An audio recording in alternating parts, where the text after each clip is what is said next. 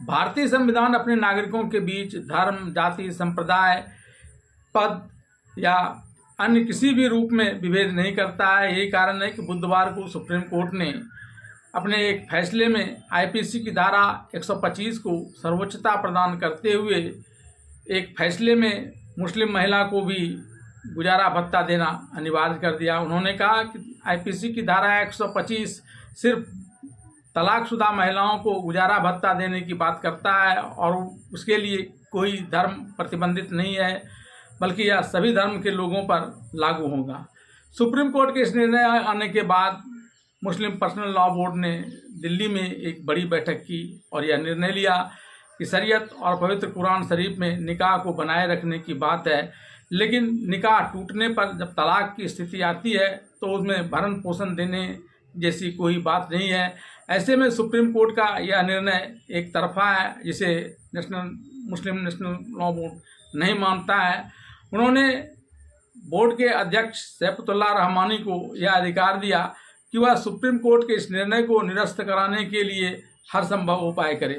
Supreme court द्वारा तलाकशुदा महिलाओं के भरण पोषण देने के मामले पर चर्चा करते हुए all India Muslim personal law board working committee ने इस बात पर जोर दिया कि पैगंबर ने उल्लेख किया था कि सभी संभावित कर्मों में से अल्लाह की दृष्टि में सबसे घृणित कार्य तलाक है, इसलिए हर कोशिश करके शादी को जारी रखना ही उचित है। बोर्ड ने आगे कहा कि अगर इसके बावजूद शादी को बरकरार रखना मुश्किल हो जाता है तो इंसानियत की भलाई के लिए तलाक का उपाय बताया गया है।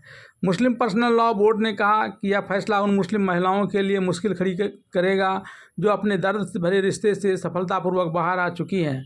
बोर्ड ने जोर देकर कहा कि आप मानवीय तर्क के साथ अच्छा नहीं है कि तलाक हो जाने के बाद भी व्यक्ति को पूर्व पत्नियों की जिम्मेदारी उठाने के लिए बाध्य किया जाए। बोर्ड ने अपने प्रेसिडेंट को यह अधिकार दिया कि वह सुप्रीम कोर्ट के फैसले को वापस कराने के लिए कोई भी कदम उठा सकता है। इसके लिए वह कानूनी, संवैधानिक या लोकतांत्रिक कोई भी रास्ता अख्तियार कर सकता है।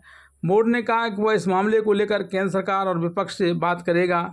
इसके अलावा बोर्ड ने यूसीसी पर भी अपनी राय जाहिर करते हुए कहा कि बोर्ड ने उत्तराखंड में समान नागरिक संहिता को चुनौती देने का संकल्प लिया है और कानून समिति एक याचिका दायर करने का प्रयास कर रही है। बोर्ड ने कहा कि हालिया लोकसभा चुनाव के परिणाम से भी यह संकेत मिले हैं कि लोग सरकार के कदमों से सहमत नहीं है।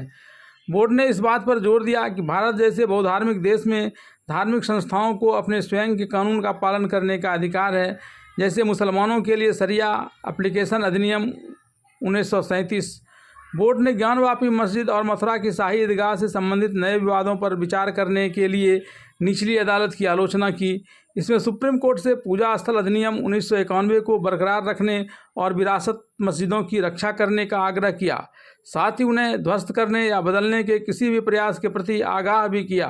बोर्ड ने राज्य और केंद्र सरकार द्वारा अतिक्रमण को उजागर करते हुए वक्फ बोर्ड की संपत्तियों की सुरक्षा तथा उचित प्रबंधन की भी मांग की।